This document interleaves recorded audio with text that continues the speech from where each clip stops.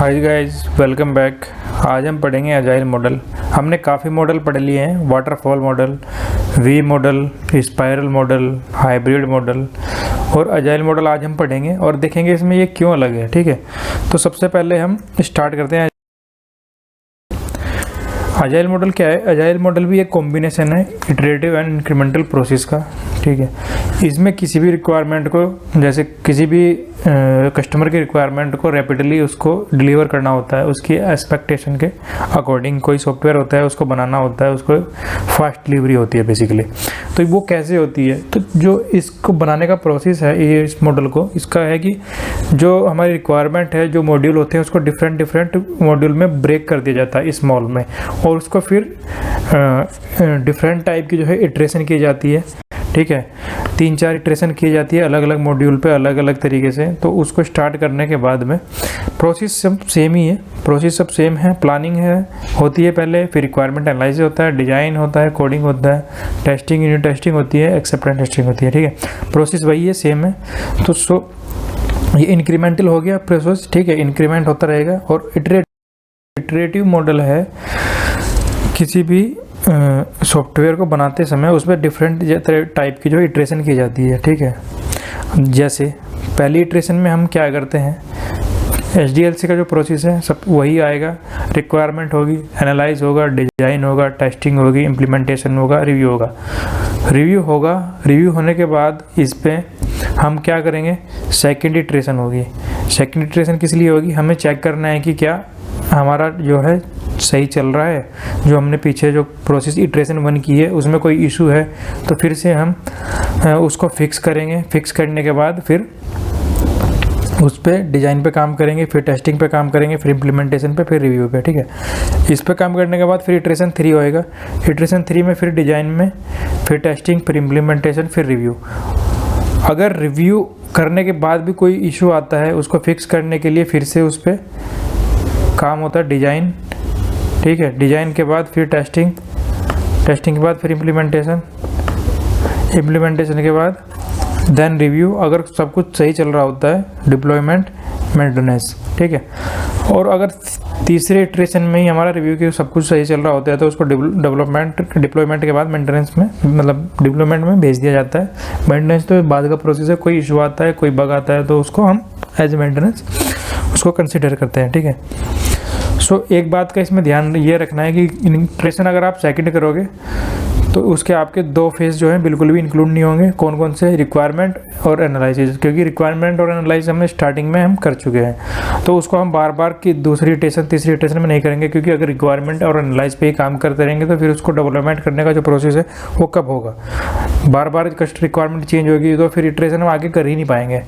सो यही है agile model में। अजाइल मॉडल में बेसिकली एक इम्पोर्टेंट स्क्रम का, स्क्रम किस लिए करते हैं? ये बेसिकली स्क्रम हम इसलिए करते हैं, किसी भी रिक्वायरमेंट के ऊपर अगर एक तरीके से रिक्वायरमेंट, जैसे प्रोडक्ट ओनर उसमें इंक्लूड होता है, एक टीम का जो स्क्रम मास्टर का रोल होता है, वो एक मीटिंग अरेंज कराता है कोई टेस्टर, डेवलपर और प्रोडक्ट ओनर के बीच। किसी को वो भी कोई रिक्वायरमेंट समझने में कोई प्रॉब्लम आ रही है, ठीक है, तो उसको वो रिक्वायरमेंट को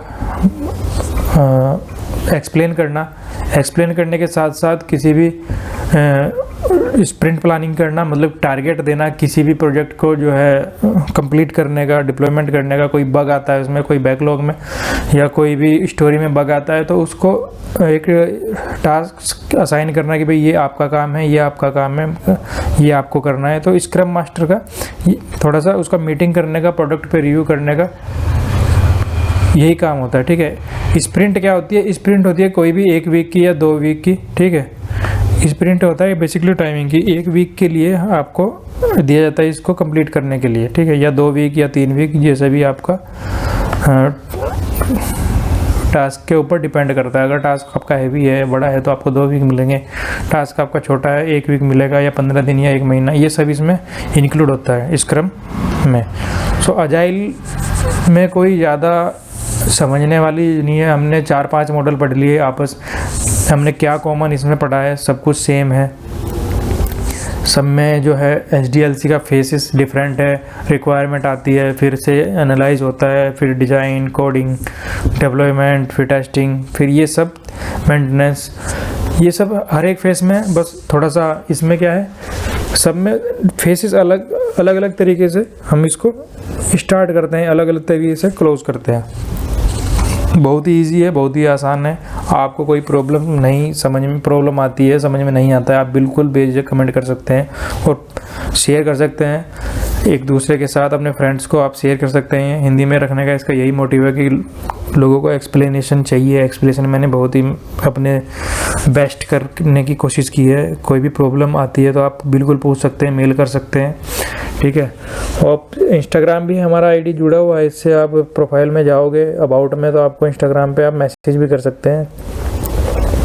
और ये सब PDF आप जितनी भी आप पढ़ रहे हो आप डाउनलोड कर सकते हो आराम से। डिस्क्रिप्शन की लिंक, उसमें आपको लिंक मिल जाएगी, ठीक है। अब इसमें हम एडवांटेज और डिसएडवांटेज पे भी एक नज़र डाल लेते हैं। एडवांटेज क्या है इसकी, frequent delivery, face to face communication with client, मतलब कम्युनिकेशन आराम से होएगी, फेस टू फेस होएगी क्लाइंट के साथ, कस्टमर के साथ, ठीक है। बिजनेस की रिक्वायरमेंट फुलफिल हो जाएगी, किसी भी टाइम पे चेंज कर सकते हो, एक्सेप्टेबल है, कोई मनाही नहीं है उसमें, ठीक है। और टाइम को कम करता है। सो इसमें डिसएडवांटेज एक बहुत ही बड़ी है कि शॉर्टेज ऑफ फॉर्मल डॉक्यूमेंट, मतलब बहुत ही शॉर्टेज टाइम की कम रहती है। तो इसमें फॉर्मल जो डॉक्यूमेंट होते हैं उसमें थोड़ा बहुत कन्फ्यूजन रहता है, मिस प्रिंटेड रहते हैं, कहीं से मिस रहते हैं और डॉक्यूमेंटेशन एक तरीके से इसमें मिस हो जाता है, ठीक है। तो डॉक्यूमेंटेशन का ही एक थोड़ा सा इसमें ड्रॉबैक है, वो कंप्लीट नहीं हो पाता। सो हमारा मॉडल के जो हमारे डिफरेंट टाइप के मॉडल थे वो हमने कंप्लीट कर लिए हैं। इसके बाद हम आने वाली वीडियो में पढ़ेंगे आगे, मतलब डेवलपमेंट का प्रोसेस हमने पूरा जान लिया है। डेवलपमेंट के बाद हमारा जो प्रोसेस होता है STLC का, कल से हम STLC स्टार्ट करेंगे। कौन जो मेन है टेस्टर के लिए, उसको STLC मतलब सॉफ्टवेयर टेस्टिंग लाइफ साइकिल पूरा आना चाहिए। डेवलपमेंट में हमने जान लिया कि डेवलपमेंट में क्या क्या चीज़ें इंक्लूड होती है, कहाँ से रिक्वायरमेंट आती है, कैसे आती है, कौन कौन इंक्लूड होता है, कौन सा फेस कैसे होता है। तो अब हम टेस्टिंग के बारे में पढ़ेंगे कल से, जो कि बहुत ही ज़्यादा मज़ेदार भी होगा और बहुत ज़्यादा आसान भी होगा। सो थैंक यू, बने रहिए, वीडियो को अपना प्यार दीजिए। Thank you so much.